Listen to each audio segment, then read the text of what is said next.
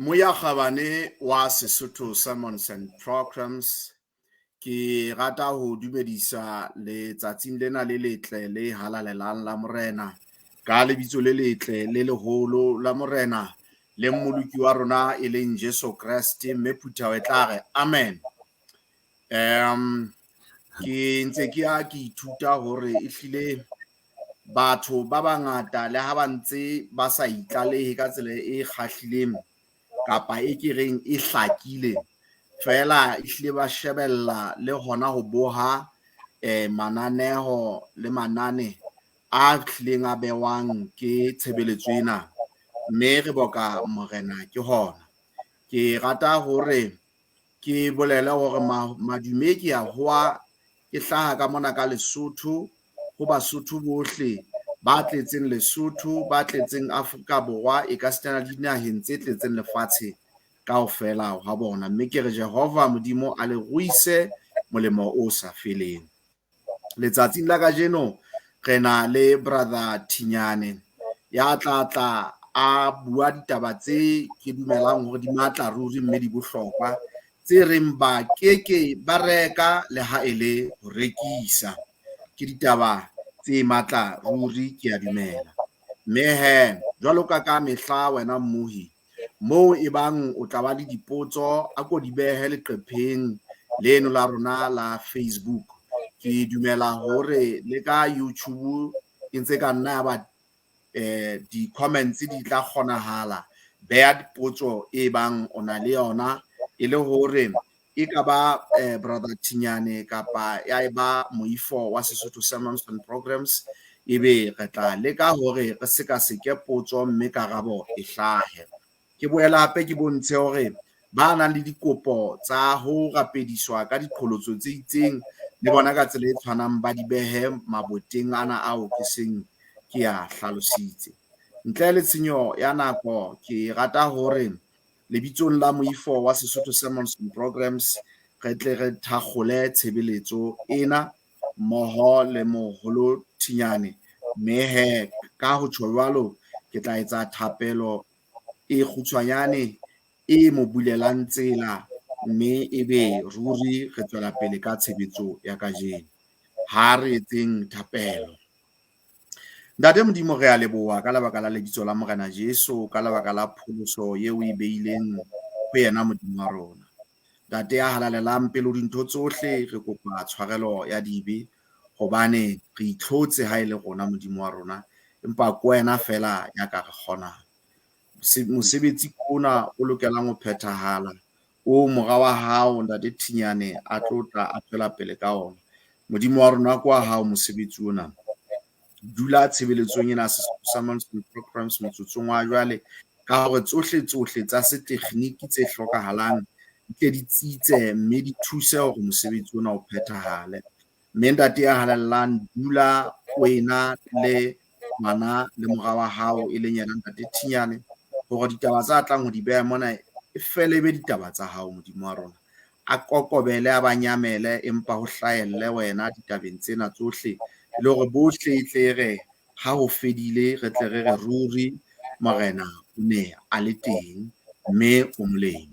re a kopa ke hona modimo wa rona lebitsong le leholo le letle la mmoloki Jesu hore ntate ya halalang le babuhi ba tshebeletso ena o be le bona o bule ditsebe tsa bona haholoholo o bule dipelo tsa bona hore ditaba tsena di fetohe molemo ho bona ho lokisa dimelo hore ka letsatsi le ntle re bone le hodimo la hao re a kopa re a rapela re a leboha ka Kriste Jesu mmoloki amen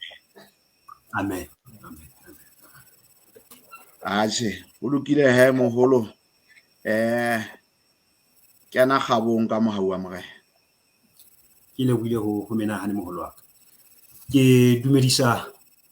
ba bui bohle ba Sesotho Sermons and Programs lebitso le letle la morena le mofutso wa rona e leng Jesu Kriste jwalo ka ha moholo wa ka sa boletse sehloho sa rona ka jeno ke hore ba keke ba reka le ha ile ho rekisa ba keke ba reka le ha ile ho rekisa ke tlo kopa hore re fetele temaneng ya rona ya sehloho eo re tlong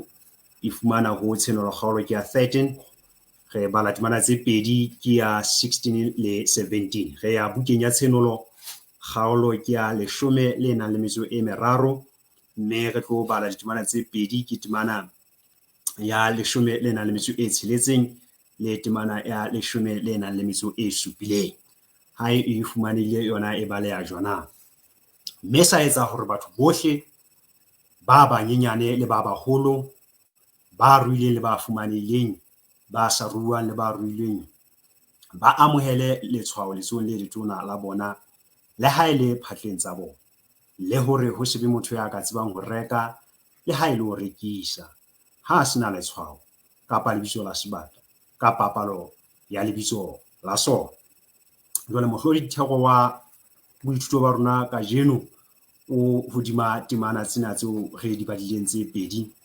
ntse re bontshitseng hore di hla bukeng ena ya tshenolo. Jwale ke lakatsa hore ke tle ke fana ka tlhokomediso fela pele re ka thakgola ditaba tsa rona hore ha re tlo tla re manolla ha kalokalo hore na sebata sena se hlahang mohlomong lewatleng, se hlahang lefatsheng, letshwao lena la sebata, setshwantsho sa sebata, palo ya sebata, hore na dintlha tseno hantle re di manolla ka tsela ya mofuta ofe. Lebaka leo ke tjhong taba ena ka yona ke hore ke ditaba tse hlokang boithuto ba nako e telele haholo. Jwale ke manehile buka mona eo sehlooho sa yona e le nna ente ya COVID-19 ke lona letshwao la sebata. Ke buka ena le maqephe a 70 ke 70 pages. Jwale ka hare ho bukena re utulla dikateng tsa boprofeta bona ba buka Daniel le tshenolo e le hore re qala ho tloha ho Daniel mane mo re fumanang ditaba tse amanang le setshwantsho se seholohadi se neng se na le hlooho ya gauta, difuba tsa silivera, matheka a koporo, meomo ke ya tshepe, menwane mane e le tshepe e kopaneng le letsopa. Jwale e be fetela kgaolong ya bosupa moo ho buang ka dibata, sebatana se tshwanang le tau, sebatana se tshwanang le bere, sebatana se tshwanang le ngau, le sebatana sane se tshabehang seo ho seng phofotshwana e tshwantshwang le sona. Ebe ho tloha ho nyoloha lenakana le lenyane hloohong ya sebatana sena sa bone ka morao ho hlahe manakana a 10 sebateng seno. Jwale ditaba tseno ga di fumana ka hara buka eno. Jwale re fetele kgaolong ya 13 ya buka ena ya tshenolo. Jwale mo buang ka sebata se hlahang lewatleng, le sebata sa bobedi se hlahang lefatsheng, ho kenyeletsa le setshwantsho sa sebata se buang ke sona sebata sena sa bobedi se hlahang lefatsheng. Jwale ho kenyeletsa le taba tsena tsa letshwao la sebata. Jwale ke le ka fela ho bontsha hore ka jeno go tlotsitsa fela tabeng ena ya hore Bebele ya re bontsha hore ho na le nako eo batho ba kekeng ba reka kapa hona ho rekisa, mme ho fumana dikateng kapa botebo ba boprofeta ba dibata. Kgothaletso ke eno ya hore o tlo mo ya kgabane o tlo shebe buka eno e teng marangrang mona. La o ka tela leqepheng la tseba Bebele mono o tla fumana link o ka e tobetsang e le hore o tlo o ipalle buka ena. Jwale ke tla etsa kakaretso fela e le ho lelekella dintlha tsa rona tsa ka jeno. Ke tle ke bontshe hore ihle re na le dibatana tse pedi mona. Ke sebata sa pele tshenolo 13 mona e leng kgaolo e le hore re tlo tla re tsepamisa mahlo a rona ho yona. Re na le sebata sa pele seo re reng se hlaha lewatleng, ebe re boela re ba le sebata sa bobedi se hlahang lefatsheng. Jwale ke tlo etsa kgopotso fela e kgutshwanyane ya matshwao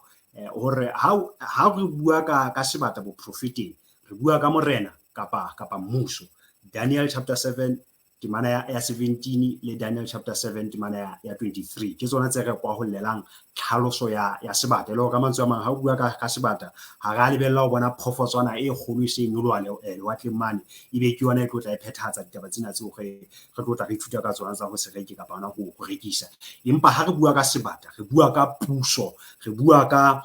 morena e le hore ka mehla re tjhora ha hona morena ya ka bang teng ho se puso eo a etelletseng pele. E le hore re bua ka puso mona, mme ho hlakile hore haeba tshenolo chapter 13 mona ho bua ka dibatana tse pedi, e le hore ho bua ka puso kapa mebuso e mmedi e tlatla e hlaha lefatsheng. Jwale ntle ke bontshe hore ha o bua ka dinaka, hobane o tla ithuta hore sebatana sena dinaka di emetse marena. Daniel chapter 7 verse 24 ke yona e hlakisang ditaba tseno. Jwale re tlo ithuta hore sebateng sena sa pele ho thwe se hlaha lewatleng, ho thwe se hlaha lewatleng kapa ka hara metsi a mangata. Jwale metsi a mangata a hlaloswa ho Ts'en chapter 17 mona ka temana 15 hore ke merabe, ke matshwele, ke ditjhaba le dipuo. E le ka mantswe a maihle ha ho thwe sebata se nyoloha lewatleng, jwale tlhaloso ya sebata e le hore ke mmuso. Jwale re mmuso ke ona o hlaha ka hara lewatle leno le emetse matshwele, le emetse merabe, le emetse ditjhaba, e le hore ke puso e hlahang ka hara mmedimedi wa batho, ka hara merabe e fapaneng ya batho. Jwale sebata sena se hlaloswa hape ka hore sena le dihlooho. Jwale ha o sheba tlhaloso ya dihlooho latela mangolo a halelang ke hore dihlooho di ka emela dithaba kapa marena, dihlooho di ka emela dithaba kapa marena. Jwale Ts'en chapter 17 ka temana borobong le ya 10 ke yona e re fang tlhaloso ena. E le ka mantswe a mang, ka hara puso ena ho na le marena a fapaneng a tlang ho busa kapa a tlang ho etella puso ena pele. Jwale ho boela ka hara boprofeta ho tla hlahiswa taba ya bomeya. Jwale meya o tla ithuta hore e emetse dintwa, qhwebeshano kapa ho hloka botsitso. Jwale taba tsena re ka di fumana ho Jeremiah chapter 25 ka temana 31 ho isa ho 33. Molemong wa nako ke ka di bala tletsa ka karetso fela ya tsona, e le hore ha e mono mmui o tlo ipalle tsona ha o so fumane nako. Jwale ha o bua ka dinyefolo, bona o tla ithuta hore ho thwe dihlong tsa sebata sena haholo sena sa pele se hlahang lewatleng ho chapter 13 mono o tla botho dihlong tsa sona ho ngotswe mabitso a nyefolang modimo. Jwale nyefolo ho latela mangolo a halelang ena le tlhaloso tse pedi. O tla thola hore tlhaloso ya pele ke eno ya hore ke motho ya iketsang modimo, motho ya ipehang ditulong tsa modimo. Tlhaloso e nngwe ya bobedi ke motho ya bontshang ana le matla a ho tshwarela batho dibe. Jwale taba tsena re ka di fumana ho Johane chapter 10 ka temana 33 le Luka chapter 5 ka temana ya 21. E le ka mantswe a mang, ha re tsepamise mahlo a rona hodima sebatana sena sa pele se hlahang lewatleng, re bua ka puso eo re bonang ka hare ho yona hona le matla a laolang borapedi. E le hore ha se mmuso fela o amanang le ditaba tsa sepolotiki, empa o boetse o kenelletse ditabeng tsa borapedi. Hobane jwale nyefolo, tlhaloso ya nyefolo re fumana ka hara sedikwadikwe sa borapedi. E le hore marena a puso ena a tla ipeha ditulong tsa modimo, marena a puso ena a tla ipha matla a ho tshwarela batho dibe. Jwale ntlha e nngwe hape e bohlokwa ka ho fetisa ha re tla boprofeteng bona ba letshwao la sebata, ho bua ka phatla, ho etse ho bua ka letsohong. Jwale re tla ithuta hore ke matshwao. Jwale ka re ithuta hore boprofeteng mona re fuwa matshwao, mme Bibele ke yona e re thusang ho hlalosa matshwao ano. E le hore jwale ka se ke bontshitse hore ha o bua ka sebata ha ka lebella phofoswana e tshabehang e tlatla e hlaha, empa sebata seno se emetse ho. Jwale ka se re bone hore se emetse mmuso. Jwale ka tsela e tshwanang ha re bua ka phatla ke letshwao la kelello, phatla ke letshwao la kelello, mme ditaba tsena re ka di bala ho Deuteronomy chapter 6 ka temana 5 ho isa ho ya 9. Re ka boela ka fumana taba tsena ho ba Roma chapter 7 ka temana 26 le ba Hebrew chapter 8 verse 10. Ke mo re tla re ithuta hore nako eo modimo a buang ka melao ya hae ho thwe o e ngola matlapeng a dipelo tsa rona, mme o tla bua hape ka ho kenya melao ena phatleng tsa rona, mme ke letshwao la kelello hore modimo molao wa hae re o phele, re o nahane bosiu le motshehare. Jwale taba eno e etsahala menahanong ya rona. Karolo ena e ka pele e leng ya phatla e tshwantsha kelello, e le hore re etsa diqeto ka ho amohela seo modimo a reng ke thato ya hae, e leng ho boloka melao ya hae. Jwale ha o bua ka letsoho ke letshwao la ketso, letsoho ke letshwao la ketso. Taba tsena re di fumana ho moeklesia ka kgaolo ya borobong ka temana ya 10. Jwale ke kakaretso ya matshwao ao re a fumanang ka hara boprofeta bona ba Daniel e sita le Johane Mosedudi ya re ngoletseng buka ena ya Ts'en. Jwale re nakong eo re bona mebuso e mmedi sebetsa mmoho, sebata sa pele se hlahang lewatleng le sebata sa bobedi se hlahang lefatsheng. Dibatana tsena tse pedi di sebetsa mmoho, mme ra ithuta hore ho thwe sena sa bobedi se hlahang lefatsheng se tlotla se sebetsa pontsheng ya sebata sa pele se ileng sa fumana leqeba, mme leqeba lena e ne ka le tla bola sebata sena, empa ha morao ho thwe le tla fola. Jwale re tla ithuta hore sebata sena se hlahang lefatsheng se tlotla se bopa setshwantsho sa sebata, mme ha se qeta ho bopa setshwantsho sa sebata ke mona mo re fumanang temana ena eo re qadileng ka yona, eo re reng ke yona ya sehloho. Ke tla ipheta hape ne re se re badileng ba ke kopa ke tle ke iphete hape. Jwale re setshwantsho sena sa sebata se boptswang ke sebata se hlahang lefatsheng ho thwe mme sa etsa hore batho bohle ba banyenyane le ba baholo, ba ruileng le ba fumanehileng, ba sa ruang le ba ruileng, ba amohele letsohong letsohong le letona la bona, le ha e le diphatleng tsa bona, le hore ho se be motho ya ka tsebang ho reka le ha e le ho rekisa ha a sena letsoho kapa lebitso la sebata kapa palo ya lebitso la sona. Jwale le ka mantswe a marere matla ana a mabedi kapa mebuso ena e mmedi e tlo sebetsa ka matla ho bona hore letshwao la sebata le a phatlalatswa, mme ho sebetseng ha yona mebuso ena ho tlotla ho hlaha setshwantsho sena sa sebata, mme ho bonahala e le sona se tla kganna ka matla hore qetellong batho ba sitwe ho reka kapa hona ho rekisa ha ba sena dintlha tsena tse tharo tse hlalosang. Ya pele ke letshwao, ya bobedi ke lebitso la sebata, ya boraro ke palo ya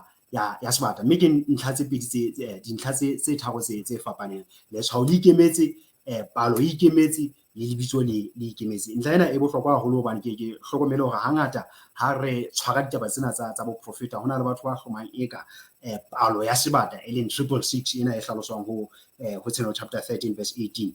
Palo eno e ke lona letshwao la sebata. 666 ha se letshwao la sebata, 666 ke palo ya sebata. Letshwao ke ntlha e ikemetseng ha re tla ditabeng tsena tsa boprofeta, mme ke tla ke bontshe hore mohlomong le pele re ka pele ka ha re nakong ena ya corona hona le maikutlo ano a mangata a hore ente ena e teng ha jwale ke lona letshwao la sebata, mme batho bohle ba seng ba hlajwe ka ente ena. Tshepo e se e fedile bakeng sa bophelo bo sa feleng, ke hore batho bano ba se ba fumane letshwao la sebata, mme qetello ya bona ke ho ya timelong. Ha se taba ya nnete eno ha re phenyekolla boprofeta bona. Jwale ka ke la ka bontsha hore buka e teng e manolang ditaba tsena ka ho hlaka letshwao la sebata hle ke be ka ho tloha ke molao wa Sontang o tlatla o phatlalatswa ke mebuso ena eo huleng ka yona. Wa pele ke wane o hlahang lewatleng, wa bobedi ke ona o hlahang lefatsheng ka tlasa tshusumetso ya setshwantsho sena sa sebata. Dintlha tse felletseng ka tima ka hara buka eno, empa ke batla ho hlakisa ena letshwao la sebata hore nakong eo molao wa Sontang o phatlalatswang, jwale ho qobellwa batho bohle hore ba tle ba ikobele molao ono. Ke nako e leng jwale re ka hara ho phethala hwa boprofeta bona ba letshwao la sebata. Jwale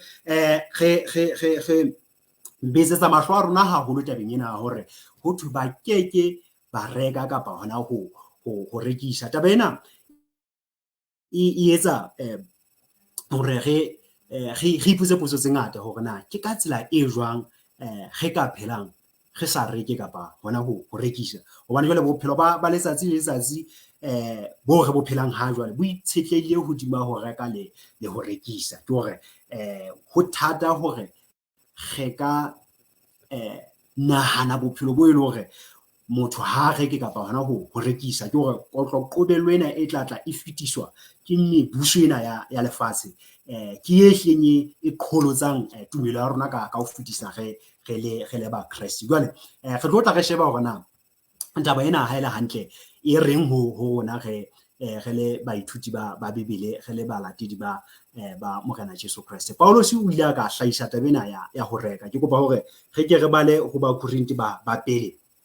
Bakorinti ba pele chapter 7 ka verse ya 29 ho isa ho 31. Hona le ntlha e bohlokwa mona eo mohlanka modimo a e hlahisitseng ya ho reka eo ke lakatsang hore re tle re shebe. Bakorinti ba pele chapter 7 temana ke ya 29 ho isa ho 31. E re seo ke se bolelang bana beso ke hoba jwale nako e kgutshwanyane, e le hore ba nang le basadi ba be jwalo ka hoja ba sena bona, ba llang ba be jwalo ka hoja ba salle, ba thabileng ba be jwalo ka hoja ba sa thaba, ba rekang ba be jwalo ka hoja ba sa rua letho, le ba itshebeletsang ka tsa lefatsheng ba be jwalo ka hoja ba sa sebetse ka tsona, hobane mokgwa wa lefatshe lena wa fela, hobane mokgwa wa lefatshe lena wa fela. Ntlha ena e bohlokwa ka tsela e kgethehileng baratuwa, hobane re ithuta hore mohlanka modimo mona ka tlasa tshusumetso ya moya o halelang ha ngolla kereke ya Korinte o e ngolla a bontsha hore bana beso ha ile hantle dinako se di khutsufetse re se rena le nako e kgutshwanyane haholo jwale re tla tseba hore nako yohle ha re bua ka nako e kgutshwafetseng kapa bokgutshwanyane ba dinako re ipapisitse le ho khutla ha bobedi ha mo kana le mophuso wa rona e leng Jesu Kriste e le ka mantswe a mang hore dipontsho tsa ho khutla ha mo kana Jesu Kriste di se di atametse Kristo sa le monyako o se a etla haufinyana jwale o matahanya tabena le bophelo ba letsatsi le letsatsi jwale o hlahisa taba hore batho ba rekang ba be jwalo ka hoja ba sa bua letho le ba itshebeletsang ka tsa lefatshe lena ba be jwalo ka hoja ba sa sebetse ka tsona mme o fana ka lebaka qetellong ya ditaba tsena hore hobane mokgwa wa lefatshe lena wa fela e le ka mantswe a mang ka tlasa tshusumetso ya moya o halela mohlanka eno wa modimo Paulus ha na ngola o lahla betsetsa mahlopeng a bona hore hona le nako eo taba ya theko le thekisetsano e tla fellwa ke nako bona hore mokgwa wa lefatshe lena wa fela mme jwale re tle re elellwe hore ha ntse re phela re rekisa jwalo ke hore kelello tsa rona di ska ba tsa tsepama ho di ba tabeno ya ka mohlomong ho reka le ho rekisa ke bona bophelo ka kakaretso hobane jwale hona le nako e mebuso ya lefatshe lena e tla fitisa dikotlo qobello e le hore ba dumetseng ho modimo ba phethatsa melao ya modimo kapa ba dumelang hore ba lokela ho boloka ditaelo tsa mogala modimo ba tla sitwa ho reka kapa hona ho rekisa jwale re tlo tla re sheba hore taba ena e tlisa taba hore ha motho a sa reke kapa hona ho rekisa e le hore hona le monyetla wa hore o tla bolawa ke tlala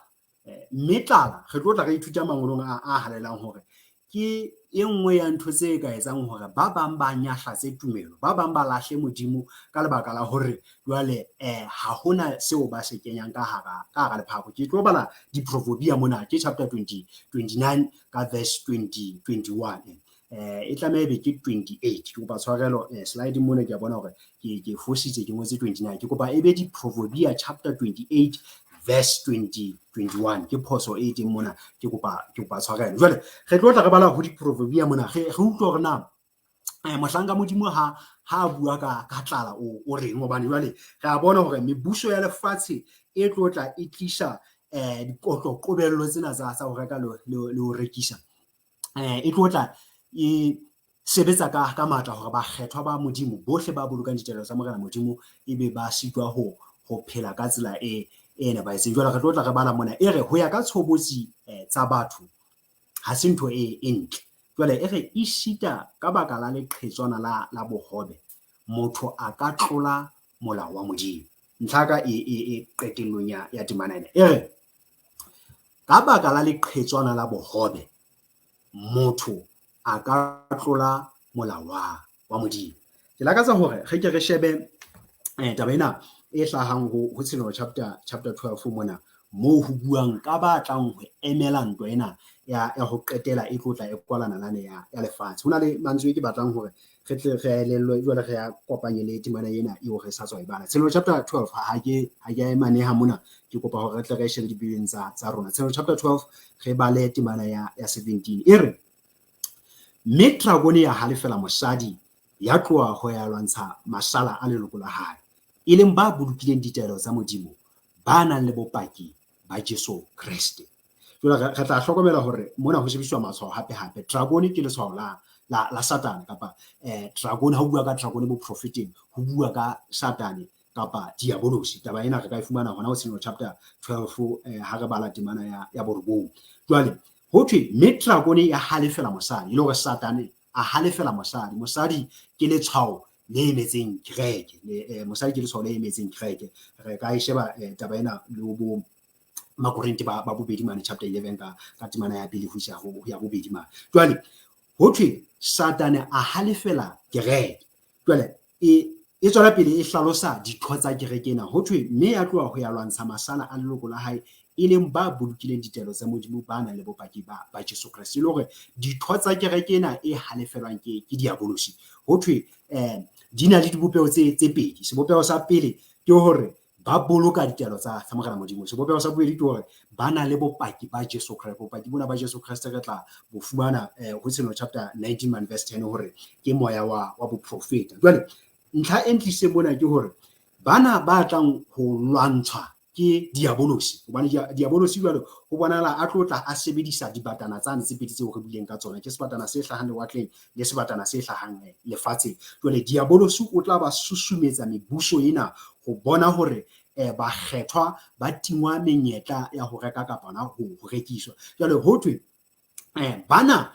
ba tlang ho hloriswa ke masala. Jwale masala ana ke ba bolokang ditelo tsa Morena Modimo ebile ba na le bopaki ba Jesu Kriste. Ke batla ho ikopella le temana ena e hlahang ho Ts'en kgaolo ke ya 14 ka temana ya 12. Ts'en kgaolo ke ya 14 ka temana ya 12. E reng ke moo ho tla bonahala mamello ya bahalaledi, e leng ba bolokang ditelo tsa Modimo le tumelo ya bona ho Jesu. E le hore ha o bua ka masala ho bua ka bahalaledi, mme bahalaledi bana le bona ba boela ba hlaki ke ho hlakiswa dimelo tsa bona hore ke ba bolokang ditelo tsa Morena Modimo, mme ka nqena ho jwale ho thwe ebile ba na le tumelo ya bona ho Jesu Kriste. Ke hore tumelo eo ba nang le yona ke ya Jesu Kriste. Jwale ke batla hore re kgutle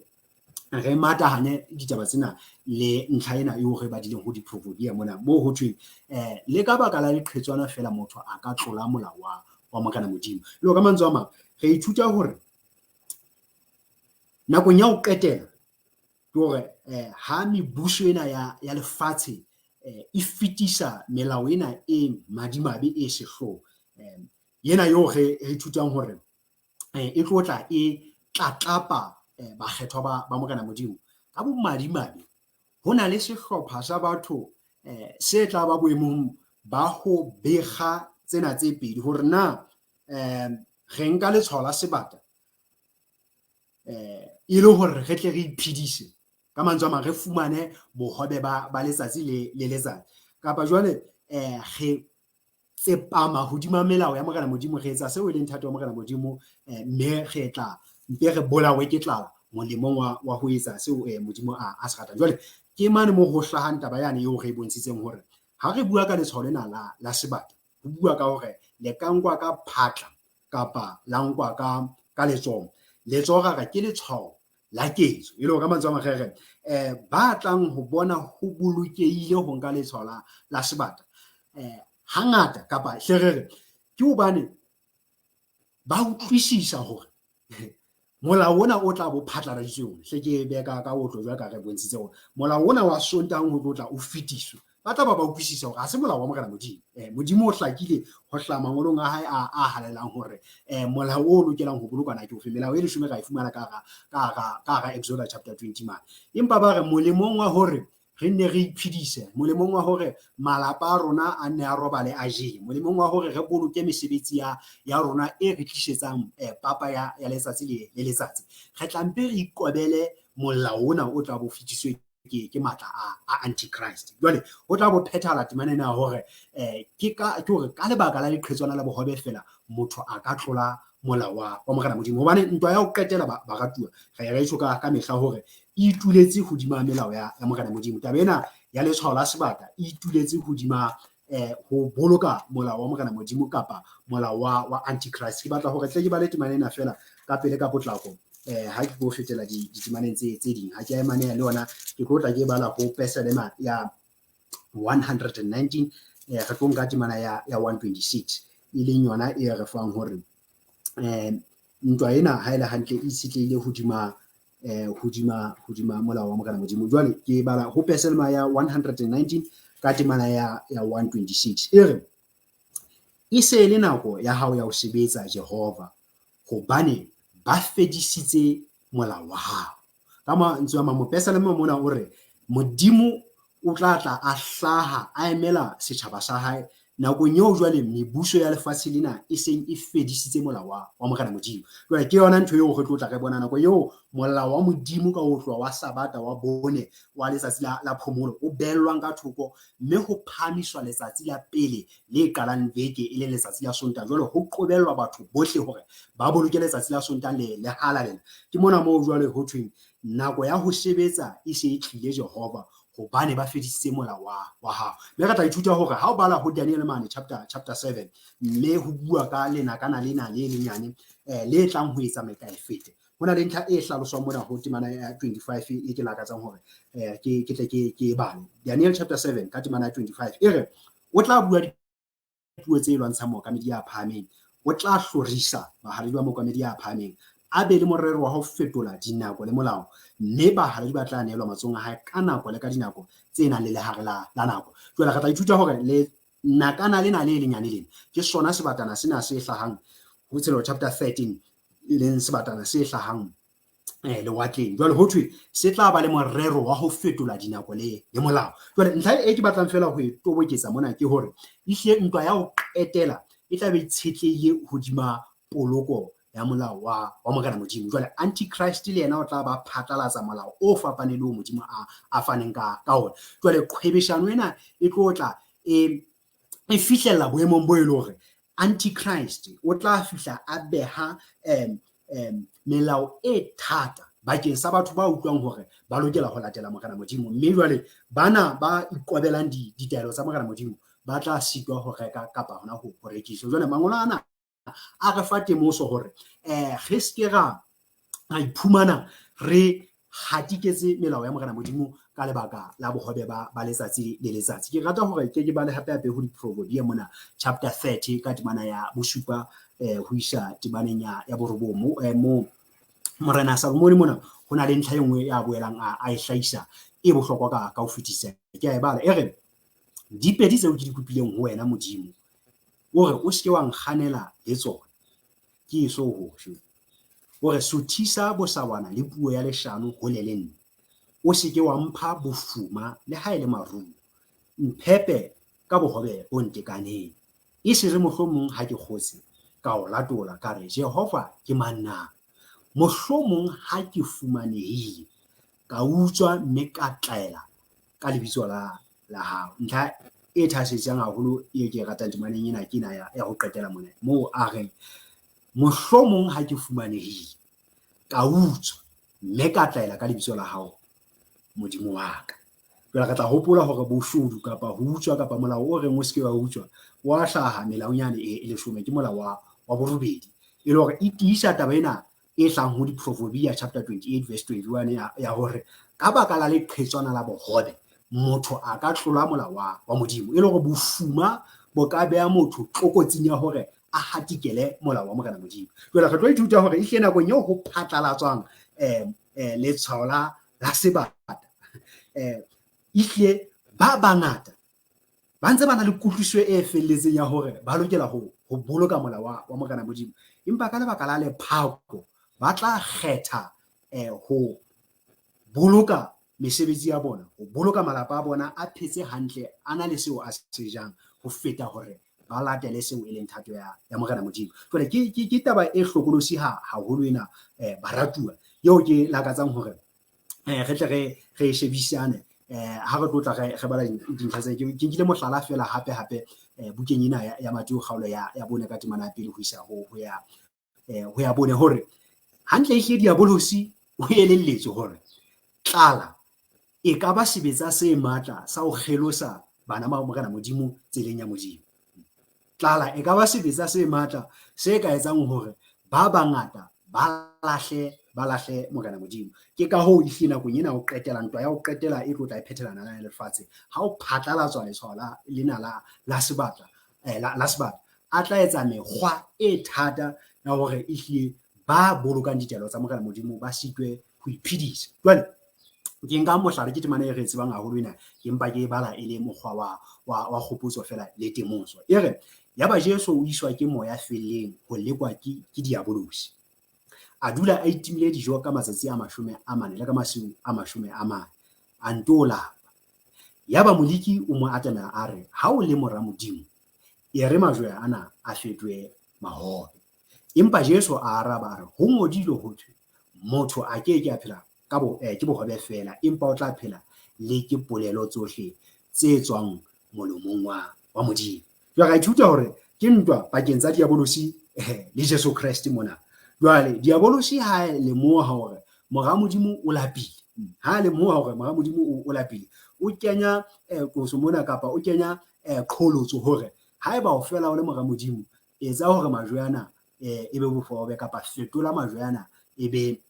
bohole. Jwale ke rata karabo ya Jesu Kriste mona e leng yona karabo e tlatla e fanwa ke masala e tlatla e fanwa ke bahala le dinakong ya ho qetela ore empa motho a keke a phela ke bohobe fela empa o tla phela le ke polelo tsohle tse tswang molomong wa modimo e le hore Kriste o ile a lemoha hore diabolosi o bona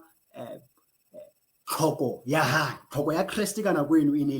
le dijo ke hore Kriste o ne a lapile mme a hloka hore a tle a je mme diabolosi o re leka ka ntho tseo e leng tlhoko tsa rona. Jwale ha a lemoha hore ihle Kriste o hlokong e kgolo ya dijo o tlisa teko e amanang le sena seo Kriste a se hlokang. Jwale re leboha modimo ka tsela e kgethileng hobane Kriste mona o ile a hlola teko ena ka hore a bontshe hore motho a keke a phela ke bohobe fela empa o tla phela le ke polelo tsohle tse tswang molomong wa Morena Modimo. Le ka mantswe a Kriste o la bona hore ho molemo ho etsa seo e leng thato wa Morena Modimo ho feta ho kgotsofatsa mmele wa hae. Jwale taba ena bohlokwa ba ratuwa hobane ehlile jwale ka ke bontsha hore ke yona e tlo etsa hore ba bangata ba fokalle Morena Modimo. Ke hore ke a ipheta hore batho ba bangata re tla be re hlaketswe hantle hore na modimo o hloka eng, thato ya modimo na ke empa molemong wa ho kgotsofatsa boiketlo ba rona, ho kgotsofatsa mmele ya rona hore e phele e tswentse e phetse hantle ke mona mo ile ka bo madimabe re tla iphumana re ntse diqeto tse fosahetseng. Mme ha ke lakatse hore le a le mong fela wa rona ba ratuwa hore a ka iphumana a le boemong boo a begang molao wa Morena Modimo le bohobe ba letsatsi le letsatsi. Modimo re lokela ho dula re mmeile ka pele dinthong tsohle. Jwale ke boela ke bontsha hape hore diabolosi ehlile tlala ke sebetsa sa se sebedisang ho hanyapetsa ba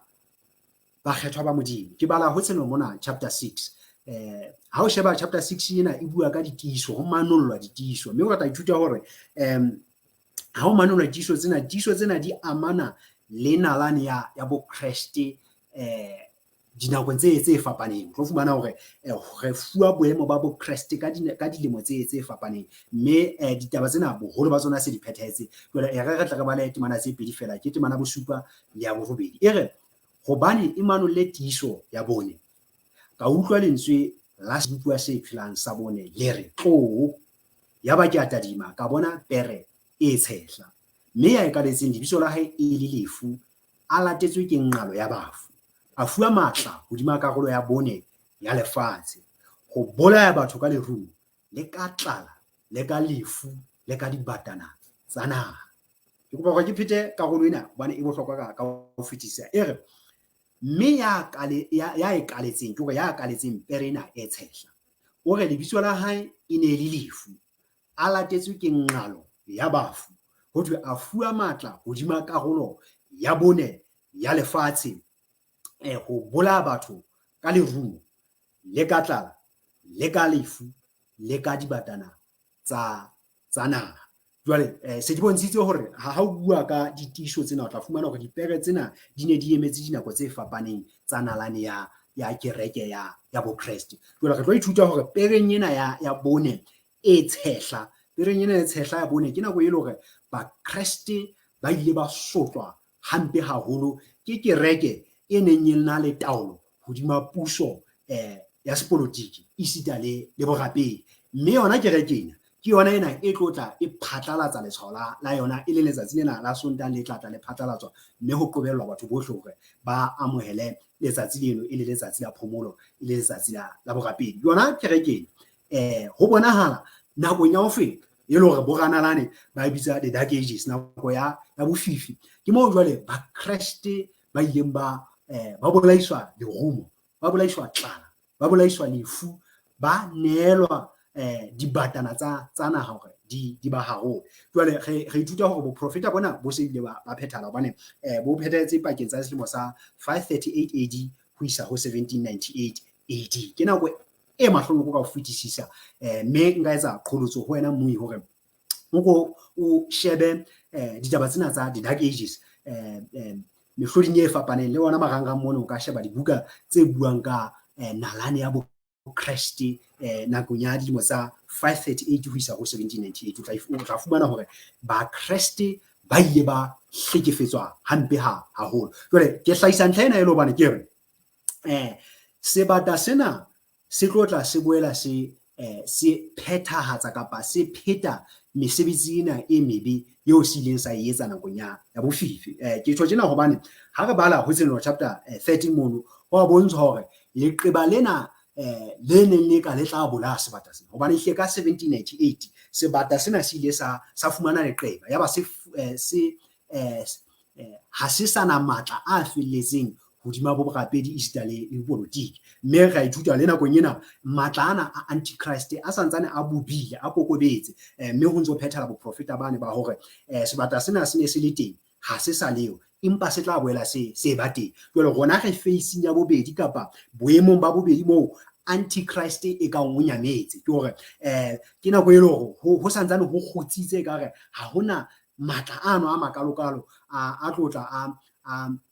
a sebetsa kgahlano le ba Kriste, empa jwale boprofeta bona bo tlotla bo phethana nakong eo leqeba lena le folang, nakong ena leqeba lena le folang ke mona mo e le hore sebata sena se tlo kgutlisetswa matleng a sona, mme se tla be se sa kgutlise le seng fela. Re ithutile hore se tla be se le sebata se hlahang lefatsheng, mme sebata sena se hlahang lefatsheng se tla be bile se bopetse sebata sena setshwantsho sa sebata. Jwale ntwa eo ba Kriste o tla ba kgahlana le yona e tlo ba e mahlo fubedi. Jwale empa ke batla hore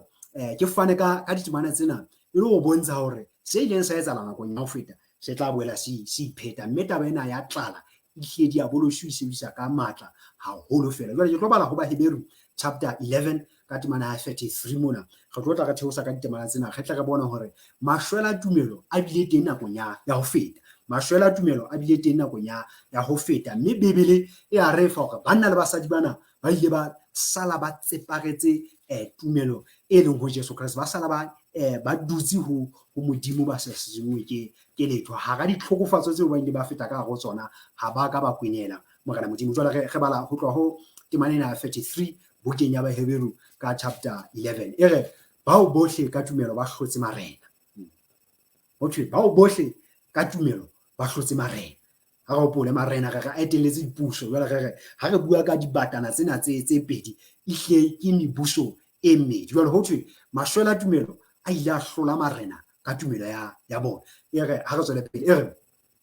bao bohle ka tumelo ba hlotse marena, ba sebeditse ho loka, ba ruile dipalo, ba thibile melomo ya ditau, ba timile matla a mollo, ba phunile bohaleng ba lerumo, ba thusitswe dipabong tsa bona, ba entswe dinatla ntweng, ba qhadile makgotla a dira, basadi ba boetse ba newa ka tsoho ya bafu ba bona, ba bang ba hlopfaditswe ka sehloho, ba hana ho lokollwa ba tle ba bone tokoloho e fetisang tsong ya bafu. Itswela pele ho 36 e re ba bang ba tshwenyehile ka ditshomo le ka ho shapuwa le ka ditlamo le ka ditronko, ba tlipiditswe ka majwe, ba sehlilwe ka disakga, ba lekilwe ba bolauwe ka bohale ba lerumo, ba phaitsi hohle ba ntse ba apere matlalo a dinku le a dipudi, ba lahlelwa ke tsohle, ba hloriswa, ba etswa hampe, kanti bao lefatshe le sa tshwanela ho ba le batho ba jwalo, ba shutile mafelleng le dithabeng le mahaheng le mekoting ya lefatshe. E tswela pele ha o ya ho 39 le 40 temana tse matla ka ho fetisa e re bao bohle ba emetsweng ka baka la tumelo ya bona ha ba ka ba newa seo ba se baletsweng, hobane modimo o re bonetse ho hong ho fetisang ba tle ba se ke ba phetheha rona re le siyo. Bana ba modimo, taba tsena di matla ka tsela e kgethehileng. Hore Bebele mona e re fa banna le basadi ba ileng ba emela tumelo ya bona ho Jesu Kriste ba sa natse hore na ba lahlelwa ke maphelo a bona, ba lahlelwa ke tseo ba nang le tsona kapa jwang. Ke hore ho thwe ba ile ba itsetela mekoting ya lefatshe, ba ipata ka hara mahaha lefatshe, ba ipata dithabeng, empa le hona mono ba nyekenywa ka marumo, ba bolawa hampe haholo, ba neelwa dibatana, ba hloriswa ka mekgwa yohle eo motho a ka enana, empa le hona mono ha ba ka ba kwenehela tumelo ya bona e leng ho Jesu Kriste. Jwale temana tsena tse pedi tse qetellang di matla ka tsela e kgethehileng hobane ho thwe ha ba ka ba newa seo ba se baletsweng, mme Modimo o fana ka leba ho thwe hobane Modimo o re bonetse ho hong ho fetisang, ba tle ba seke ba phetheha rona re le silo. Le ka mantswe a mang ho thwe Modimo o na sena ho kwala nalane ya ho phela ha motho lefatshe nakong eno ya ditlhoriso tse etsahetseng nakong ya bofifi, during the dark ages. Ho thwe Modimo o na ke a phethela nalane ya ho phela wa motho lefatsheng ka nako eo rona re soka re feta ka hara senwelo sena seo ba fetileng ka hare ho sona. Le ka mantswe a mang ho thwe nalane ya ho kwala ha motho lefatsheng e tla boela e phethelwa kapa e tla phethelwa ka tshollo e tshabehang ya madi, e le hore mashwela tumelo a bileng teng nakong ya ho feta e ska ba ona fela. Modimo o ntsa hloka hore a be le banna le basadi ba tla ema ka hara motjheso wa mollo, ba tla ema kgahlano le lerumo, ba sa sisinyehe ba re latetse Jesu Kriste, mme Jesu Kriste fela e le yena morena le mopholosi wa rona. Jwale ntlha ena e matla ka ho fitsa baratuwa hobane ke e hlahisa e le hobane ke re ba Kriste ba ile ba fetiswa ka hara ditlala le ditlhobolo ka hara lerumo le lefu le mefuta yohle ya ditlhokofatso, mme ba sala ba itshwareleditse ka morena le mopholosi wa rona e leng Jesu Kriste. Mme se tlang ho etsahala haufinyane nakong tsena tsa rona ha se setjha, mme e lokela e be kgothatso ho rona. Ke ile ka rata ho qosa lengolo lena le hlahang ho Baroma chapter 15 ka temana ya bone. Baroma chapter 15 re bala temana ya bone, ke mantswe a ngolwang ke Paulo ya matla ka ho fitsa o re hobane taba tsohle tse ngodilweng pele di ngodilwe hore ruta hore ka ho mamella le ka ho tshediswa ke mangolo re tle re be le tshepo.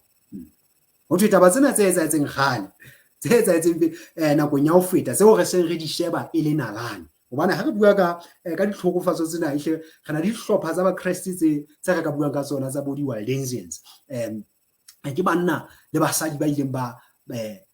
ema ba sa sisinyehe nneteng e leng ho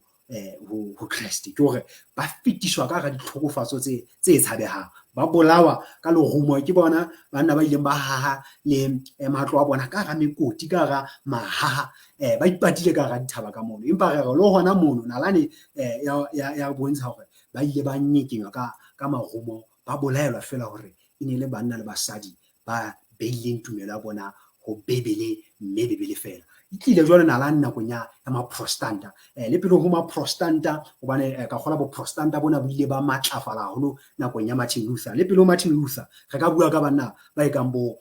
John Huss. Bo John Huss ba ile ba tjheswa ka hara malakabe a mollo, ya ba monneno o ntsa bina le difela a le ka hara malakabe a mollo. Ba neng ba bohile ketsahalo eno ba ile ba bona fela dipounama se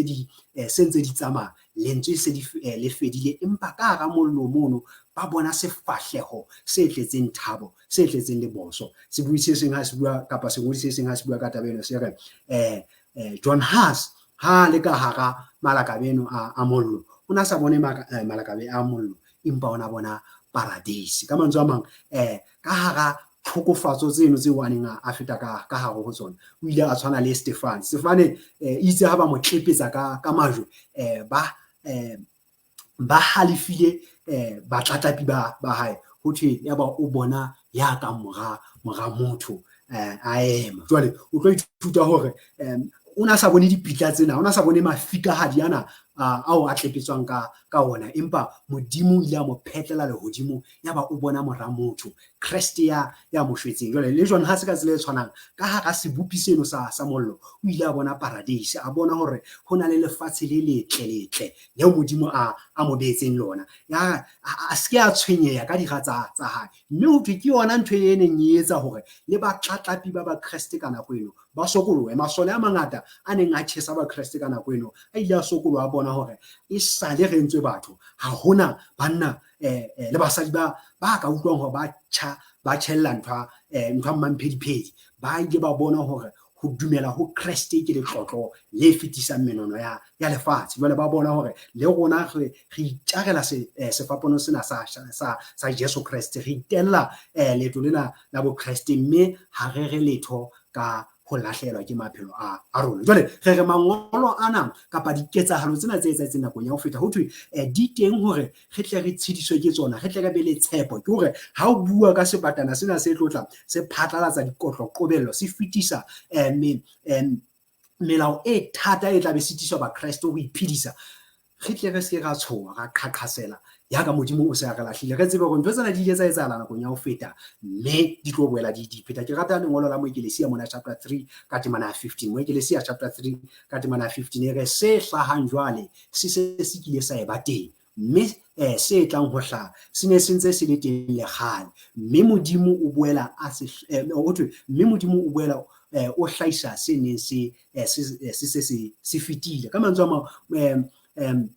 lengolo lena le fa fela hore tse etsahetseng nalaneng di tla boela di ipheta. Ke hore ntho tse etsahalang ha jwale ha di ntjha ka tlasa kgwedi le letsatsi, e le hore ditlhokofatso tseo re yang re di tobile ba dumetseng ho Jesu Kriste ha se le hwetla, ha se ntho e ntjha e tla be e hlahela ba Kriste ka nako eo. Ka bo madimabe diabolo se kentse dithuto tse ngata tse kang bo kgwebilo ya sephiri hore pele ditlhokofatso di tla ba Kriste kereke ya modimo e tla nkwa iswe le hodimo. Ha se ditaba tsa nnete tseno ba ratuwa, hobane jwale ho etswa ka ekare pele letshwao la sebata le phatlalatswa, modimo jwale o tla inkela kereke ya hae. Jwale ka morao hore kereke e nkwe, ke hona jwale antichrist a tla busa phatlalatsa letshwao la sebata. Ha se ditaba tsa nnete tseno bana ba modimo. Ba Kriste matsatsing a ho qetela ba tlo tla ba ema kara dintwa tse mpe ka ho fetisisa, ka hara ntwa e mahlomafubedu, moo ba tlo lahlehelwa ke maphelo a bona, ba lahlehelwa ke tseo ba nang le tsona ka lebaka la tumelo ya bona ho Jesu Kriste. Ke ka hoo lengolo lane leo re le badileng ho Ts'en chapter 14 verse 12 e reng ke moo ho tla bonala mamello ya bahalaledi, e leng ba bolokang ditelo tsa modimo ba na le tumelo ya bona ho Jesu. Ka mantswe a mang, ehle mamello re e sebediswa nakong eo ho leng thata. Ha re sebedise lentswe mamello ha motho a iketlile, ha o iketlilwe ntho di itsamaela ka thello, ha re sebedise lentswe mamello. Mamello e hlaha nakong eo ho leng boima. Jwale o tla ithuta hore le temane eno ya 12 eno e hlaha ka morao hore jwale ho bue ka ho phatlalatswa hwa letshwao la sebata. Jwale ra ithuta hore ehle bahalaledi ba kgethwa masala a tlatla a tsitlallela thatong ya Morena Modimo le nakong tseno tse mpe ka ho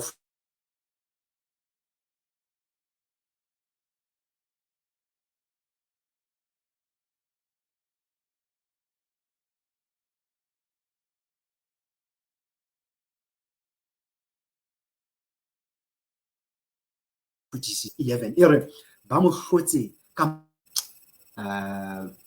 ke kopa tshwarelo, ke a hlokomela hore marangrang ke ao a batla ho nyamela, le ha o le jwalo ke kopa hore re tle re otle re se re saletswe ke dintlha di se kae. Ne ke batla ho bala taba ena e hlahiswang bukeng ya Ts'en ke chapter 12 ka temana ya 11 e re ba mo hlotse ka madi a konyana le ka lentswe la bopaki ba bona, mme ha ba ka ba re letho ka bophelo ba bona le ho isa lefung. Jwale taba ena ke kgothatso ho rona batho ba tobaneng le mehla ya bofelo, batho ba tobaneng le dinako tse mahlonoko tseo re di bonang ho Ts'en chapter 13 mona. Jwale ha o bala hape ho Ts'en chapter 17, jwale yona e se e re fa bahlodi, e se re fa bahlodi nakong tse tlang. Ke Ts'en chapter 7 temana ya 13 mona, re tlo e bala re theose jwalo ka yona. E re yaba e mong wa baholo o a hlamisa molomo wa hae a re, bana ba apereng diaparo tse teletsetsho ke bo mang, mme ba tswa kae? Ka re ho yena, monghadi, ho tseba wena. A re ho nna, ke ba tswang mahlomoleng a maholo, ba hlatswitse diaparo tse teletse tsa bona, ba di soufaditse mading a konyana. E le hore ho bua ka sehlopha sa bahlodi mashwella tumelo, ho thwe ha ba se ba le haufi le throne ya modimo mane. Jwale potso ya hlaha hore na ke bo mang bana? Ke bo mang bana ba apereng diaparo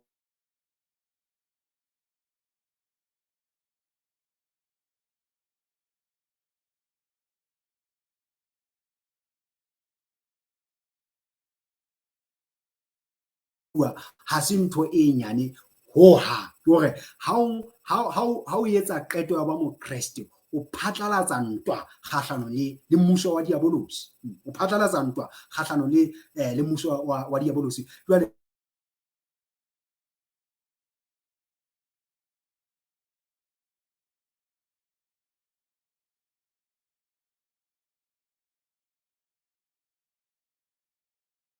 ke a bona marangrang a batla a le mabe hampe haholo. Ke kopa mpe ke di otle ka pele e le ho qetella ditaba tsena. Ke a hlokomela hore ehlile marangrang ha matle ho hang ntse e hlaha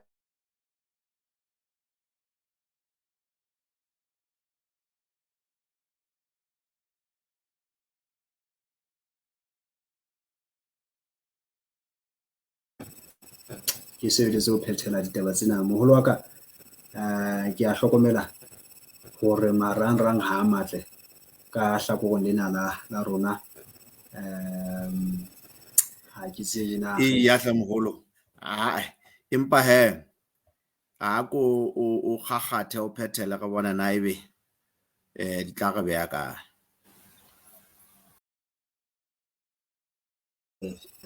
Ntate Bantlane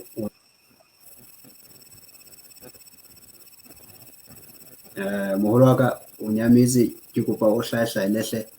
ke nna enwa ke nna enwa moya kgabane re kopa tshwarelo ka boemo bono ho bonahala lehlakore la ntate Thinyane la moholo wa ka o ntso na le nna le hlile le mosukusukudisa. Ke ntse ke na le wena moetapele ho jwang jwale? ke a utlwa o hlakile haholo. Ke kopa mpe ke sebeletse ho di kwala hore banna maranga a ska a re etsa hampe. Ke kopa hore mpe ke otle tse setseng, mme sentse ke kopela tshwarelo ho ba bui mo ka maqhubu ana a sa tsitsang. O tla ntate morena o ntsa le taolo. Ke a leboha moholo wa, ke a leboha. Jwale baratuwa morena, ne ke lakatsa ho bala ditemana ke tsena se ka fang kgothatso hore re seke ra tshoha, re seke ra ba jwalo ka mawatla ra qhaqhasela ha re bona eka mebuso ya lefatshe e tla tlisa melao e thata e tla re sitisa ho phela lefatsheng lena. Ke tlo bala ho Isaiah chapter 41 mona ka temana ya 10. Ke temana e ke ratang ka ho fetisa ena. Isaiah kgaolo ke ya 41 ka temana ya 10 e re o seke wa tshaba hobane ke na le wena, o seke wa tshoha hobane ke Modimo wa hao. Ke tla o fa matla, ke o thuse, ke o tiise ka letsoho la ka le letona la holo ka baka. Temana ena ya matla ka tsela e kgethileng baratuwa hobane jwale Modimo ka sebele mona wa re bontsha hore letswalo ho tshoha ha ya lokela e be ntho e teng dipelong tsa rona. Mme ntho e ke ratang ya Modimo ke hore Modimo ha ke a fela ha ska tshoha, ska tshaba a sa o fele baka. Ke rata baka lena la fa o re hobane ke Modimo wa hao. Jwale ha re fela ke Modimo wa hao bane ha na re fela ke Modimo wa hao, e ne ka nna ba hore jwale ha o le Modimo wa ka ho tla etsahala, empa hore ke tla o fa matla, ke o thuse, ke o tiise ka letsoho la ka le letona la holo ka baka. Jwale Modimo o tla bana le ba kgethwa nakong tse thata tse le hore ba sa ikobeleng molao ona o tlotla o fetiswa o hanyapetsa le ho hatikela ba kgethwa ba morena Modimo. Ke hore Modimo ka nako eno o tla bana le bana ba hae, o tlo re fa matla, o tlo re thusa, o tla re tshehetsa ka letsoho la hae le letona la holo ka wa hae. Jwale ke rata hape mantswe a Kreste mona ho Mateo kgaolo ke ya 10 ka temana ya 29 o re le seke la tshaba ba bolayang mmele, ba mpa ba sena matla a ho bolaya moya, le mpe le tshabe ya nang le matla a ho bolaya moya le mmele diheleng. Ka mantswe a mang ho thwe le hoja matlana antichrist a tlo tlisa tshabo le thothomelo lefatsheng wa letsholo ya madi yona e tlo ba teng hobane ha o bala ke batla ke bale taba ena, ke kopa ke bale ha ke mane mona ke bale ho Ts'en chapter 20 mona ho utlwisisa hore hle batho ba tlo hanana le sebata sena, ba hanana le setshwantsho sa sebata, ba hana ho nka letshwao la sebata, ba tlo feta ka ditlhokofatso tse amang le maphelo a bona kapa tse ke go beya maphelo a bona tlokotsing ka gore hle ba bang ba tla kgaolwa dihlooho, ba bang ba tla kgaolwa dihlooho. Ke bala ho Tshenolo chapter 20 mona ka temana ya bone. Temana ke ya bone bukeng ena ya Tshenolo, kgaolo ke ya 20, ke nka temana ya bone. E re ya ba ke bona ditrone mme ba bang ba dula hodima tsona, ba filwe matla ao a hlola sorry. E re ka bona le meya ya ba kgautsing dihlooho ka baka la bopaki ba Jesu le ka baka la lentswe la Modimo, le ba sakang ba kgumamela sebata le ha ile setshwantsho sa sona, ba sakang ba amohela letšoao la sona diphatleng tsa bona le matsohong a bona, ba boela ba phela mme ba busa le Kriste dilemo tse sekete. Mantswe ana a matla ka tsela e kgethehileng baratuwa moreneng, hore le hoja ba halaledi ba ka kgaolwa dihlooho, ha ba hana ho kgumamela sebata, ha ba hana ho kgumamela setshwantsho sa sebata, ha ba hana ho nka letshwao la sebata diphatleng tsa bona kapa matsohong a bona a matona, le ha ba ka bolawa ba kgaolwa dihlooho, qetellong ba tlo fumana bophelo bo sa feleng, ba tlo boela ba phela mme motho ba tla busa le Kriste dilemo tse sekete. E le ka mantswe a mang ke hore taba ena baratuwa ke hore ha re nahana fela ke hore o sheba dilemo tse sekete tseo re tla di phela le Kriste. Ena ka hlokomela hore ka mora dilemo tseno tse sekete ha se hore ho thwe ka mora dilemo tse sekete ba Kriste kapa bahaladi ba tla mohlomong ba tla shwa ebe ha ba sa phela. Tjhe, ke hore tseno tse sekete ke tseo Kriste a tla bana le ba Kriste jwale ebile ho fetiswa bosebeletsi bana ba kaholo, dibuka di phetlwa mme ba Kriste ba bane monyetla wa ho ba le seabo tabeng tsa kaholo. Ka mora dilemo tseno tse sekete ke bophelo bo sa feleng. Ke hore ha re bua ka bophelo bo sa feleng ke dilemo tseo re reng ha di na palo, sitwa le ho di lekana. Jwale ha o bega bophelo ba ha jwale le bophelo bo sa feleng, ke hore ha re bua ka ba jwale re nakong eo motho a etsang qeto ya hore atjhe molemong wa hore ke mpe ke reke le hona ho rekisa, ho utlwisise hore qeto eo a etsang ya ho amohela letshwao la sebata molemong wa hore a reke le ho rekisa ke qeto e bohloko ka ho fetisa, hobane ke ho rekwa hwa nakwana ho e le hore ka mora hore dihlooho tsena di phethahale, ke hore ntwa ena e fihlele sehlohlolong. Jwale ba Kriste ba halaledi ba hanyapetswe le ho iswa dithuong. Jwale ka rata ithuta hore ha entse ya pele ho thwe ntwa ena e tlo lebisa le dithuong, jwale ho bo sale palo yana ya 144,000. Jwale ho feta nako tse mahlonoko tse le hore mmuelli wa ba Kriste kapa mmuelli wa bahaladi lehodimong o tla ba sa le siyo, a sa tswile ka ra sahaladiso, mme ba Kriste jwale ba phela ka ditlhokofatso tseno. Ke moo e le hore ho tlo etsahala ntho tse ngata, ho kenyetsa le howa hwa dikotlo tsane kapa dinkgo tsane tse supileng, dikotlo tsane tse supileng tse tla be di wela ka hara mebuso bana ba nkileng letshwao la sebata le mebuso ya lefatshe lena e leng ya hanyapetsa ba Kriste. Hore nakong eno e thata eno e le hore ba Kriste ba tla ba feta ka hare ho yona, mme jwale bana ba nkileng letshwao la sebata ba elellwa hore qeto eo ba entseng ke ya nakwana, hobane jwale bohale ba Modimo bo tla bo tshollwa nakong eno e le hore ditaba tsena ka di fumana ba Kriste, empa ke di habanya fela ka baka la nako. Tshenolo chapter 16 mono e re fa se tlang ho etsahala ha manyeloi a tshollela dikotlo tseno tse supileng ho bana ba sakang ba tshepahalla morena Modimo. Jwale ke leka hore ho etsa qeto eno ya hore ke nka letshwao la sebata molemong wa ho phela ke qeto e madimabe ka ho fetisisa, hobane ke qeto ya nakwana, ke ho ba le boiketlo ba nakwana bo e le hore bo keke ba lebisa motho bophelong bo sa feleng. Jwale ke leka ho hlahisa taba ena ke re ha Kriste a re le seke la tshaba ba bolayang mmele, ba mpa ba sena matla a ho bolaya moya, le mpe le tshabe ya nang le matla a ho bolaya moya le mmele dihileng. Ke taba nnete ena bahaladi, hobane jwale bana ba nkile letshwao la sebata ehlile le pele Kriste a tla kgetlo la bobedi, ba santse ba tlo tla ba latswa senwelong sa kgalefo ya morena Modimo. Sena se ho thweng ha se a tswaka, ke hore bohale ba morena Modimo e tla be bo tlokomang, mme ha re nka mohlala fela ho tla bo thwe ba tlo tswa dibebe tse mpe boseleseng, metsi ana a phallang a tla fetoha madi a ka motho ya shweleng, e hore didiba tsena di tla be di fetohile bobete, hobane bobete ke yona madi a seng a hwamme. Jwale ke leka ho bontsha fela hore qeto yo go lokelang ho nka ge le ba Christ nakong ena ya go qetela bana ba modimo e lokela hore itshetle hodima mantswe yana e ke tlo a bala ho ba Roma mo tlo bala ba Roma chapter 8 verse 35 ho isa ho 39 re tlo nka ho 35 mana ka isa ho 39 mantswe yana ke a matla ka ho fetisisa ao ge le bana ba modimo re tla lokela ho itshwareletsa ka ona nakong ya ho qetela qeto ya rona ya ho hana ho nka letsohong la sebata ya ho hana ho khumamela sebata ya ho hana ho khumamela setshwantsho sa sebata e lokela ho itshetleha hodima mantswe yana a mohlanka modimo ya bitswang Paulus wa re ngolla o bua mantswe ke yana o re ke mang ya tla re arohanya le lerato la Kriste na a ke botubo kapa tsietsi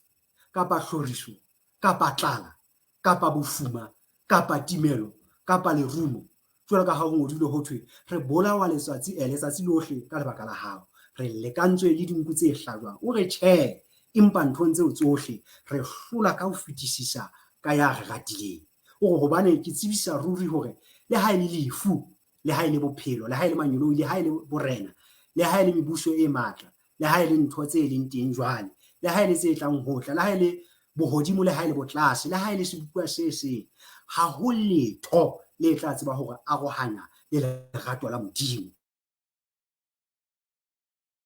le leng ho Jesu Kriste morena wa rona mantswe ana ke a matla ka tsela e kgethileng bana ba modimo ke rata ho qetela mona mo reng ha ho letho le tla tseba hore arohanya le lerato la modimo le leng ho Jesu Kriste morena wa rona ke bona mantswe e re tla sala re itshwareditse ka ona nakong ya ho qetela ha mebuso ya lefatshe lena e halefile e bifile dikotlokobello di fetisa kgahlanong le ba sa ikobeleng melao ya mebuso eno re tla re ha ho letho le tla tseba hore arohanya le lerato la modimo le leng ho Jesu Kriste morena wa rona jwale ke matla o bontsha fela ke etsa kgopotso fela sentse re phethela hore modimo ba ratuwa ke hore le ha ntse re bua ka tlala tjena hore tlala e tla be ikagetse nakong eno ho ba sitwang ho reka kapa ho rekisa re hlokomele hore modimo o na le mekgwa e fetang sekete ya ho hlokomela bana ba hae modimo o na le mekgwa e sekete ya ho hlokomela bana ba hae ke batla ho qetella ka lengolo ke la Marena a pele chapter 17 ka temana ya botshelela ho thwe ho bua ka moprofeta Elimona ho thwe makgwaba a nna a mo tlisetsa bohobe le nama ho sasa bohobe le nama mantsibuya o na enwa metsi a molatswana modimo o ile a ba le mohlanka hae ke hore le haeba mebuso ena e tla kgina mekgwa yohle ya hore re iphedise modimo a ka sebedisa le makgwaba modimo a ka sebedisa diphoofolo tsa hae a sebedisa tlholeho ho bona hore bana ba hae ba ntse ba phela ka mantswe a mang ke re ha re sekeng ra tshaba jwalo ka ha re badile ho etsa mane hore modimo o tla re fa matla modimo o tla re thusa modimo o tla re tshwara ka letsoho la hae le letona la ho loka wa hae mme ntlha engwe ke batlang hore ke e hlahise ke hore yona mebuso ena e soto e kgopo e bonahalang hle e tla be laola kapa e sentse e laola le moruo dipolotiki sita le borapedi ka kakaretso e tlo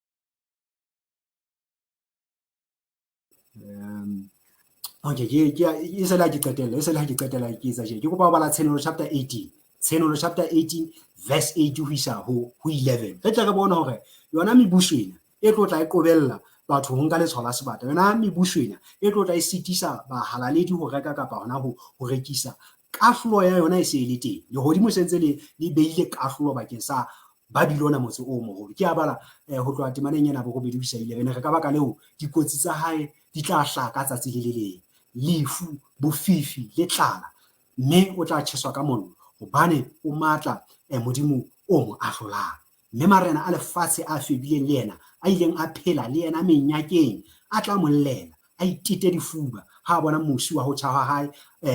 a ntse a eme hole le yena ke ho tshaba dikotsi tsa hae a re jo Babilona motse o moholo motse o matla kahlolo ya hao e hlahile jwang ka hora e le nngwe le bahwebi ba lefatshe ba tla llela motse oo ba be ba o hlomohele hobane mesebetsi ya bona ha e sa tla hlola e rekwa ke motho. Taba ena e matla ka tsela e kgethehileng. Ha ke sheba ditaba tsena ke re le hoja taba tsena di ile tsa kwalwa ho chapter 13 mane, jwale re bona fela hore ba Kriste ba ke ba reka kapa ona ho rekisa ba sanka letsohong la sebata e neng kana ya tlisa tshabo. Empa ke a rata ha o ya 18 mane re a bontsha hore bona bana ba sebetsang ka matla hore ba Kriste ba se ba reka kapa ona ho rekisa, modimo o tlotla a ba ahlolwa. Jwale bona ba hwebi bana ba ile hore ba tla ba laolwa ke puso ena nakong eno e le bona ba kwalang dikgwebo tsa bona kapa ba sitisang ba Kriste hore ba ka reka ka dikgwebo tsa bona kapa le hona ho rekisa. Ho thwe ba tla emella morao mane ba tletse tshabo le thothomela ba go jo Babilona motse o moholo o matla ohle. Kahlolo ya hao e hlahile jwang ka hora e le nngwe e le hore marenana a phetseng menyakeng ha ba Kriste ba tla ipata mahaheng le mekoting ba ipata ka hara dithaba e le hobane ba hlekefetswa ke mebuso ena. Marena a lefatshe lena e le ona a bileng a fetisang le melao ya hore makgotleng mane batho bana ba se ba emelwa hobane le makgotlana a lefatshe lana a keke a emela bakgethwa ba modimo. Ba tlo akgelwa ditoronkong bakgethwa ba modimo e le hobane ba boelli kapa baahlodi ba baholo ba mebuso eno ba tla be ba le hlakong la sebata. Ho thwe marenana a ileng a phela menyakeng le Babilona e meholo le ona e tla ha sheba musi wa hlokofalo musi o tjhesang kapa o tla botswa ha o tjheswa Babilona e moholo a tlalla hampe haholo a bona hore motse o moholo o matla ka ho fetisisa ka hloya yona e se e tlile, mme ha ba utlwisisi bona e tlile jwang ka hora e le nngwe na. Jwale ntlha e ke ba entse ke itisa ke hore ba ratuwa re se ke ra be ra iphumana re entse qeto e madimabe ya ho khumamela sebata, setshwantsho sa sebata kapa hona ho nka letshwao la sebata. Temana o qetela e phethelang boithuto ba rona letsatsing la kajeno re fumana ho Ts'en chapter 15 verse 2 ho isa ho 3 ke mantswe a kgothatso, mantswe a bontshang bana ba modimo re qetellong modimo o tlo re fa moputso e tla ha re o sheba le rona re o tadima re bone hore e ne le bosesanyana ba kgwele ho shwa re shwela moreneng, e ne bosesanyana ba kgwele ho hana ho khumamela sebata, setshwantsho sa sona lonka setshwantsho sa lonka letshwao la sona. E ne le ntho e bobebe ka ho fetisisa ha re sheba hore na modimo o boloketse moputso o mokaka. Ke bala ho Ts'en chapter 15 verse 2 ho isa ho 3 ke ha re phethela ditaba tsa rona re ka bona ho ka lewatle la Seipone le kopaneng le mollo e re baneng ba hlotse sebata le setshwantsho sa sona le letshwao la sona le palo ya lebitso la sona ba ne ba eme hodima lewatle la Seipone ba tshwere diharapa tsa modimo mme ba bina sefela sa moshe mohlanka modimo le sefela sa konyana ba re e meholo e a babatseha mesebetsi ya hao morena modimo o matla ohle. Oho morena wa ditjhaba, ditsela tsa hao di lokile hakakang, ke nnete fela. Ke go paska ba ka toloka taba ena ke kwale ka mantswe a thapelo. Ruri o moholo o motle wa tshepeha wa babatseha modimo wa rona. Jehova re lebohile ka mantswe a tshediso, ka mantswe a re matlafatsang, ka mantswe a re tiisa mangwele hore morena wa ka le hoja e ka tse tlang di le rotho. Jehova o keke wa re lesa, o keke wa re tlohela re le fela empa o tla bo le lehlakong la rona hore re se ke ra tshoha, re se ke ra tshaba hobane modimo wa rona tla re fa matla, o tla re thusa, o tla re tiisa ka letsoho la hao le letona la ho loka ha hao. Modimo wa rona ya le mahodimo ha re so kene ka hara nako eno e mahlonoko ka ho fetisisa yo jwale re tla sitwa ho reka kapa ona ho rekisa ha re sa amohela letshwao la sebata. Empa morena wa ka re sentse re le moo mebuso ya lefatshe lena ka diente tsena le mafu ana corona a bonahalang a tla ka dikotlokobello morena hore ehlile ha se boswaswi morena wa ka hore nakong eo letshwao la sebata la nnete le fetiswang ho na le melao e thata ka ho fetisisa e tla be fetiswa e le hore ho tlang ka mohau wa hao renaka hore ba kgethwa ba sale ba itshwarelletse ka wena ba sa tjhetjhe ba sa hetle ka o le letona kapa ka o le letshehadi ba tseparetse seo e leng thato ya hao ba etsa seo wena modimo o se ratang. Re a kopa ho hle morena wa ka nakong eno e tlang ke mahlonoko eno e tlang Jehova re tle re sale re le lehlakong la Kreste. Re a bona hore bophelo ba jwale ntate ke lefela la lefela ho na le bophelo bo re boloketseng bona nakong e tlang mme Jehova re kopa hore qeto tseo re di etsang ho tloha hana jwale morena bophelong ba rona ba letsatsi le letsatsi e tlebe tse tlang ho thabisa lehodimo. Re a leboha morena ka nako ena hore fileng yona boloka bohle ba ileng ba le rona kgasong ena boloka le ba etapele batsamaisi ba Sesotho Sermons and Program morena wa ka re kopa ba etsetse ka ho loka mme afangedina e haswe ka dikgobo tse nne tsa lefatshe setjhaba sa ho se tsebe ka nnete ya hao mme bohle re sokolele ho Jesu Kriste morena mophuso wa bona thapelo ena re etsa lebitso le letle le pholosang la Kriste ya seng a etla haufinyane amen. Amen. Ruri re a leboha baetapele ka ditaba tseno tse matla ruri mme ka elellwa go tsatsinyela banna ehlile re batlile ehlile re hula re le ba pele haholwanyane empa ditaba ha di lokela ho feta ehlile di ba jwalo mme ke batla hore ke re wena mmuya kgabane wa Sesotho Sermons and Programs re tshepa ruri hore o bile le nako e ntle mme ditaba tsena di hlonolofaditse ruri hore di o fe thuto empa di sketsa o fa thuto fela empa di be di o fe hore na o lokela ho nka le letona kapa le letshehadi na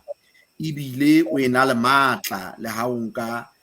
la o etsa kgetho e wena o tlang ho e phetha kgutshwanyane fela a motho o gore qabatjha ka mona ka leqepheng la rona la Facebook nke ketse tjena fela ka pelenyana e le hore ka tla se tloa ga sia maikutlo a babuhi ba rona ba kgabane ga tloa ga sia ditaba tseo e bang ba di beile ha motho o sheba ka pelenyana ha ho bonahale ho ena le ditaba tse itseng tse hlahang ka lehlakoreng la babuhi ba rona ka hona ke rata hore ke mpe ke o lebohe moetapele ntate Thinyane ka ditaba tse matla tse o di beileng molaetsa ona o moholo Thinyane kapa moetapele a o beileng babui ba kgabane ke molaetsa o thata haholo o imelang banna le basadi hobane bokreste bo mefuta e mengata lefatsheng mona bokreste bo bong ke bo tla fumana go ke bo tlwaelehileng bo phathaneng bo ipuela fela ka Jesu Kriste le lerato la hae e be ke phetho empa bokreste bo ba bang re bo trotang bo re bue ka Jesu Kriste le lerato la hae fela wele re bele re pepese le bokreste bo hileng hape bokreste bo kgelohileng bokreste bo bodileng bo bodisang le lefatshe bo bodisang babusi bo bodisang mebuso bo bodisang batho ka kakaretso bo fanang ka maikutlo a hore Satane le yena a ka pholosa batho bokreste bo rekisitseng tumelo ya bona molemong kapa bojalefa ba bona ka plate ya dinawa fela ke se ke lapile ho utlwa gore nna ke a itshwella jwale tjena nka ntho ena ya ka ya hore ke mathele Jesu mpe ke mathele wena ha o sa na taba fela ke tla nne ke tswe ke jwetsa batho hore ke wa Jesu le ha ho se jwalo ne ka hona re le buile ka tsela e kgethehileng ehlile molaetsa wa hona jwale o hlokahalang ka matla a maholo ko elelletsweng hobane nala e tlisa bolehe ha ho sena mathata re ba se lehe, re kena ka hara dikereke fela, re a bina, re a rapela, re a tswa, re a tsamaya fela re le di lehe. Molaetsa wa hona o matla o ko ratileng e le karolo ya taba tsena tseo di beileng ke hore se tshabeng hobane ke na le lona. Yeno ke yona molamu wa hlooho o matla haholo wa hore batho re se ke ra lebala hore Modimo o teng, ha hona motho ya kilang a bopa motho, re bopuwe ke morena. Mme ka hona morena a be le wena o hlonolofatse ntate. Re le moifo wa Sesotho Sermons and Programs re a leboha ruri. Mme ha re fihlile motsotsong wa ha jwale ke tla leboha tshebetso ya hao, ke lebohe tshebetso ya moifo wa heso ntate Thapelo Letete ka mono ka la Afrika Borwa, ntate Seiso Mokuditi hona Maseru mona Ikastale, ntate Moribe Lethapa hona Maseru mona. Mme nna ke ntse ke le Kwantlane wa Molifi, ke Kwantlane wa Tumo wa Keresiane, ke Mofokeng, ke Lehwana la habo Tlalane. Mme ke rata hore ke mpe ke hoe madume ke re Morena Jesu wa tla, mme re lokela bohle re itlhopheng ho fihlela re betseng re bonana hape sabata se latelang. Morena a re bolokeng bohle, amen. Amen. Ka leboha. E re ke kwale ka thapelo moholo ke sa hopotse, e re ke kwale ka thapelo. Ntate Modimo re a leboha ka lebaka la lebitso la Morena Jesu ka mosebetsi o motle o phethilweng. Re kopa o hlonolofatse Modimo wa rona, empa mo ebang re itlotlisitse re le batho, o re lebatse o bo hlakole hang Modimo wa rona, o saletse batlwang ke lehodimo fela. Hlola le rona Modimo wa rona, o re fe matla a dikelello, o re fe matla a ho etsa dikgetho tse nepahetseng, mme re se tshohe eng kapa eng ka lebaka la hao Modimo wa rona. Re a kopa, re a rapela, ebile re rapella le yona tshebeletso ena hore o e fe matla e tie, hobane re elellwa hore ba bangata ba qalella ho fumana ditaba tse molemo ho yona ntate. Re a kopa, re a rapela ka lebitso le letle la Moluki Jesu, amen.